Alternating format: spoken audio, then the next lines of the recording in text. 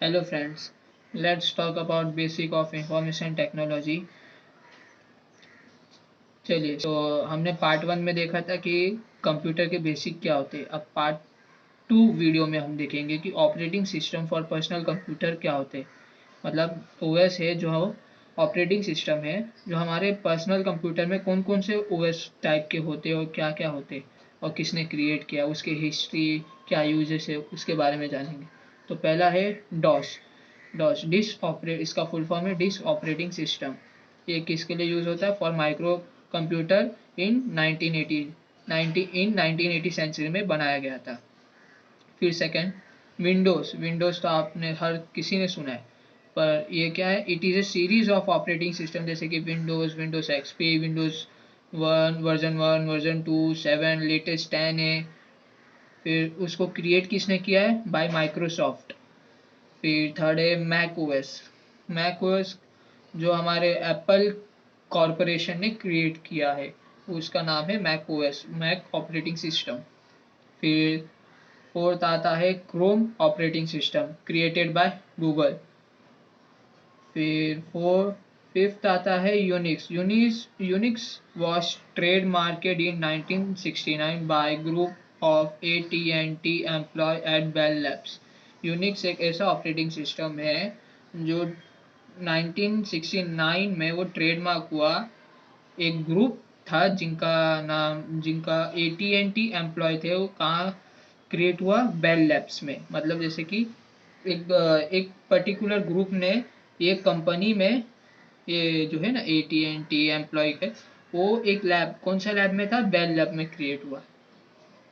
फिर आता है लिनक्स। लिनक्स क्या है? ये ओपन सोर्स है और जो ओपन सोर्स ऑपरेटिंग सिस्टम है, मतलब कोई भी यूज कर सकता है, फ्रीली है, इसके आपको पे करने की जरूरत नहीं होती है। अब पोर्टेबल है। पोर्टेबल मीन्स हर सिस्टम में ये यूज, हर कंप्यूटर में ये चल सकता है। जैसे कि कोई ऐसा रेस्ट्रिक्शन नहीं है कि इसी कंप्यूटर में चलेगा, यही वर्जन में चलेगा। कोई भी कंप्यूटर में कोई भी मतलब सिस्टम में लिनक्स आप इंस्टॉल करेंगे ऑपरेटिंग सिस्टम, तो चलेगा आसानी से। फिर आते हैं हम, तो ये था हमारे ऑपरेटिंग सिस्टम के नाम जो पर्सनल कंप्यूटर में यूज होते हैं। फिर आते हैं हमारा अभी operating system for mobile phone. जो हमारे स्मार्टफोन में होते ना ऑपरेटिंग सिस्टम, उसमें भी तो एक ऑपरेटिंग सिस्टम है। तो पर उसमें कौन कौन से ऑपरेटिंग सिस्टम है? सब बोलेंगे एंड्रॉयड, लेकिन बहुत सारे ऑपरेटिंग सिस्टम है जो हमको अभी तक पता नहीं। तो चलिए स्टार्ट करते हैं, इसमें जानते हैं operating system for mobile phone. Mobile phone में कौन कौन से होते हैं? तो पहला है एंड्रॉयड। एंड्रॉयड तो हर कोई जानता है, जैसे कि जो it is a open source created by Google. मतलब Android operating system open source है, मतलब कोई भी उसको डाउनलोड कर सकता है फ्रीली। और किसने क्रिएट किया? गूगल कंपनी ने। एंड्रॉयड जो अपना मोबाइल में है ना, जैसे कि किटकैट वर्जन होता है, मार्स वैल्यू वर्जन, जो जैसा आपने सुना है अभी लेटेस्ट जो वर्जन चल रहा है, उसके उसको वो कौन सा ऑपरेटिंग सिस्टम है? तो वो है एंड्रॉयड ऑपरेटिंग सिस्टम। फिर आता है second Asha. It is use by Nokia phones. ये आशा एक ऑपरेटिंग सिस्टम है जो नोकिया फोन यूज करता था। ब्लैकबेरी थर्ड है, this is close source operating system for smartphone. ये सिर्फ ब्लैकबेरी ही फोन यूज कर सकता है। क्लोज सोर्स मतलब सिर्फ जो फोन में उसने मतलब इजाजत दिया, मतलब जैसे कि अलाउ किया है कि यही फ़ोन में चलेगा, तो वही ऑपरेटिंग सिस्टम, यही ब्लैकबेरी ऑपरेटिंग सिस्टम उसमें चलता है। इसके लिए क्लोज सोर्स है।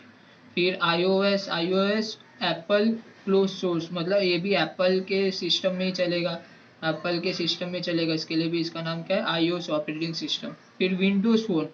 विंडोज फोन भी क्या है? It is developed by Microsoft and close source operating system.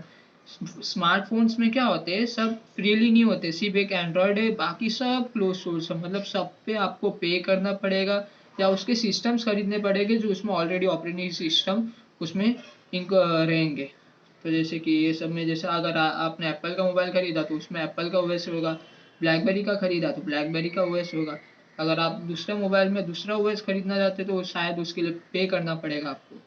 तो ये हो गया हमारे operating system for mobile phone. ये सब थे इंट्रोडक्शन की कितने सारे ऑपरेटिंग सिस्टम होते। तो ये हो गया मोबाइल फोन का, ये हो गया कंप्यूटर का। अब नेक्स्ट आते, नेक्स्ट पेज पे जाते। अभी इंट्रोडक्शन नेक्स्ट पेज में आए हम। अभी इंट्रोडक्शन के बारे, इंट्रोडक्शन किसका, जीएनयू और लिनक्स। जीएनयू क्या एक अलग ऑपरेटिंग सिस्टम है, ना कि वो यूनिक्स है। उन जी सबको कंफ्यूजन होता है कि जीएनयू यूनिक्स है, लेकिन क्या है, जीएनयू यूनिक्स ऑपरेटिंग सिस्टम नहीं है।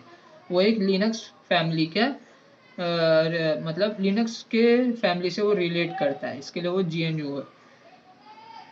फिर सेकंड है Ubuntu. Ubuntu there are two. Ubuntu एक सॉफ्टवेयर है जो ऑपरेटिंग सिस्टम है, ऑपरेटिंग सिस्टम सॉफ्टवेयर है। मतलब ऑपरेटिंग सिस्टम ही आप मेन सॉफ्टवेयर ही बोल सकते हैं। मतलब जैसे कि उसका लोगो एक तरफ से पिग सॉरी पेंगुइन करके ऐसा रहता है। वो उबंटू अगर वो दिखा तो समझ जाना वो उबंटू सॉफ्टवेयर है। Ubuntu there are two types of interact with the computer. मतलब इसमें उबंटू अगर आपने इंस्टॉल किया है तो उसमें दो इंटरेक्ट मतलब वे है कंप्यूटर के थ्रू। मतलब आप कैसे उसको देख सकते हो, एक GUI एक ग्राफिकल यूजर इंटरफेस है, एक कमांड लाइन इंटरफेस है। इसका मतलब कि अगर आप उबंटू को इंस्टॉल करते हैं तो एक दो वे है, दो रास्ता है कि अगर आपको ग्राफिकल मतलब जैसे कि कोई इमेज आइकॉन की तरफ से उसको यूज करना है, या कमांड लाइन मतलब कोई कमांड टाइप करके उसको यूज करना है। दोनों में से जो आपको यूजफुल होता है, बेटर होता है, जिसमें आप कंफर्टेबल हो उसमें से आप यूज कर सकते हो। इसके लिए उबंटू ये इसमें दो वे है।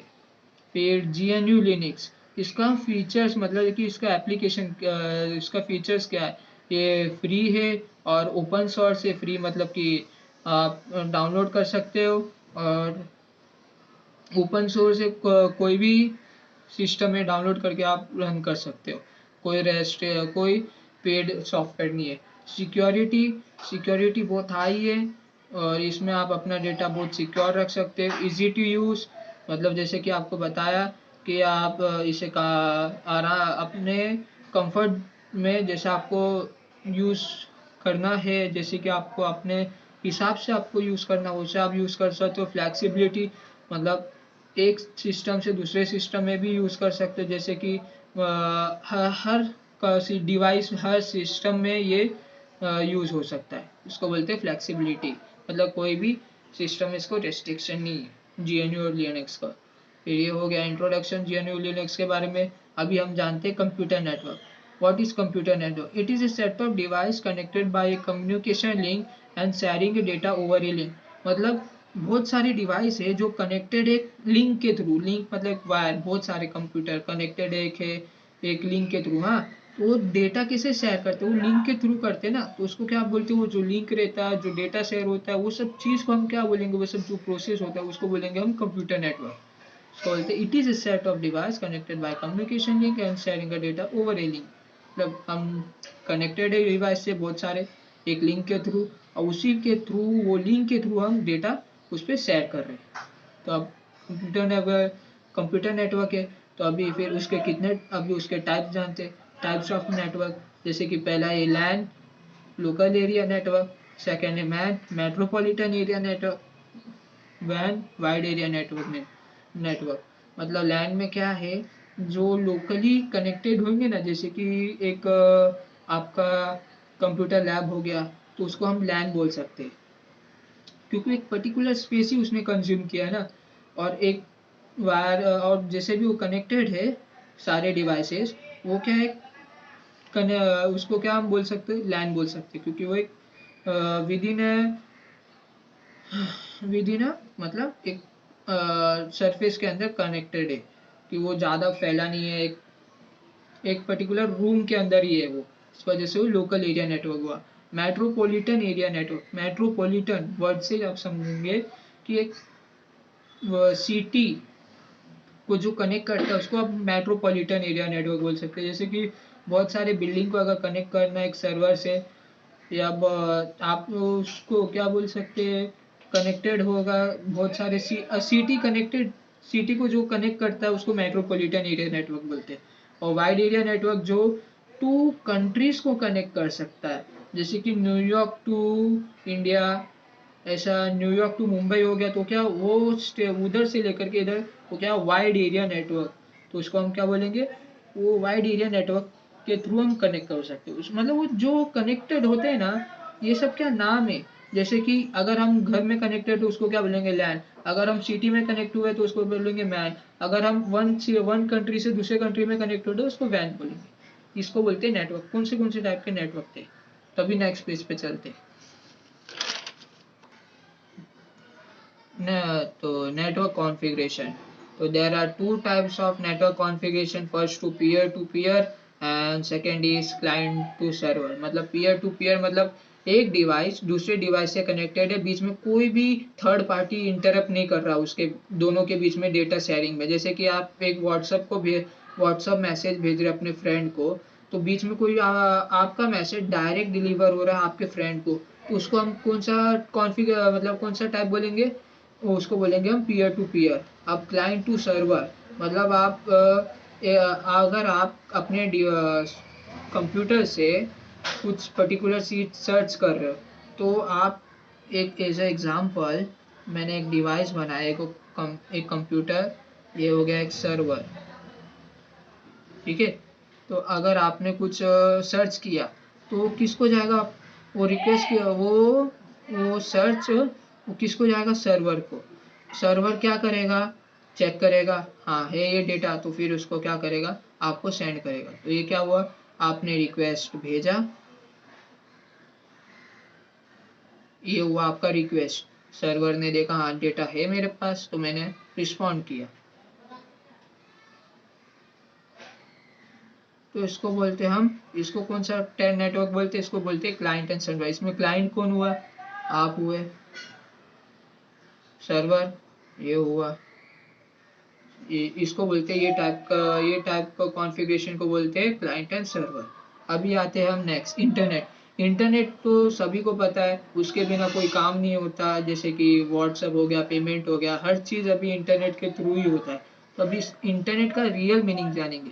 Internet means connecting a computer to any device other computer anywhere in the world. ये भी वही बोला। अगर इंटरनेट का मतलब क्या होता है, कंप्यूटर को, कोई भी कंप्यूटर को कनेक्टेड करना कोई भी दूसरे कंट्री से, या जैसे कि आप इधर बैठे मुंबई से कोई दूसरा बाहर देश के इससे चैट कर रहे या मैसेज भेज रहे या रिस्पॉन्ड कर रहे, तो वो क्या हो गया, इंटरनेट के थ्रू हुआ ना। तो इसके लिए इंटरनेट बहुत मेन रोल निभाता है इसमें। इसके लिए बोलते हैं internet is very useful. But अभी हम हिस्ट्री जानेंगे, हिस्ट्री ऑफ इंटरनेट।